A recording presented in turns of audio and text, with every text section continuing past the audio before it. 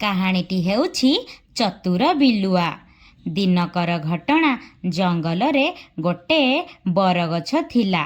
ସେଇ ବରଗଛରେ ଗୋଟେ କାଉ ବସି ପାଉଁରୁଟି ଖାଉଥିଲା ଏବଂ ପାଉଁରୁଟି ଖାଉ ଖାଉ ଗୋଟେ ମନ୍ଦବୁଦ୍ଧି ବିଲୁଆ ପାଉଁରୁଟି ଖାଇବା ପାଇଁ ମନ୍ଦବୁଦ୍ଧି ନେଇ ବରଗଛ ମୂଳକୁ ଆସିଲା ଏବଂ କାଉକୁ କହିଲା, କାଉ ଭାଇ, ତମ ଜନ୍ମଦିନରେ ଅନେକ ଅନେକ ଶୁଭେଚ୍ଛା ଓ ଶୁଭକାମନା।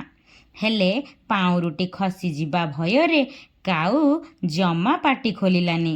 ପୁଣି ଚତୁର ବିଲୁଆ କହିଲା, କାଉ ଭାଇ, ତମେ ବହୁତ ସୁନ୍ଦର ଦେଖାଯାଉଛ।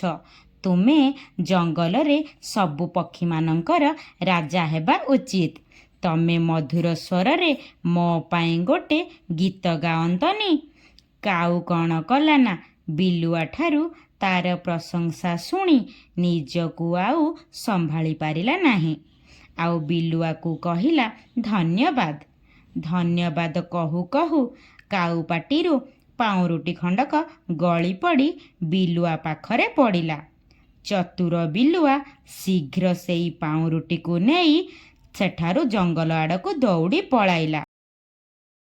ଏହି ଭିଡ଼ିଓରୁ ଆମେ ଶିଖିଲେ କେବେ କାହାରି ପ୍ରଶଂସାରେ ପଡ଼ି ନିଜକୁ ହଜେଇବା ନାହିଁ, ନହେଲେ ସମସ୍ତେ ଆମର ଫାଇଦା ଉଠାଇବେ। ସାଙ୍ଗମାନେ, ଆପଣ ଭିଡ଼ିଓ ତ ଦେଖୁଛନ୍ତି, ହେଲେ ଭିଡ଼ିଓକୁ ସବସ୍କ୍ରାଇବ୍ କିମ୍ବା ଲାଇକ୍ ବି କରୁନାହାନ୍ତି। Please subscribe, like, share, comment କରିଦେବେ। ରହୁଛି, ନମସ୍କାର, ଜୟ ଜଗନ୍ନାଥ।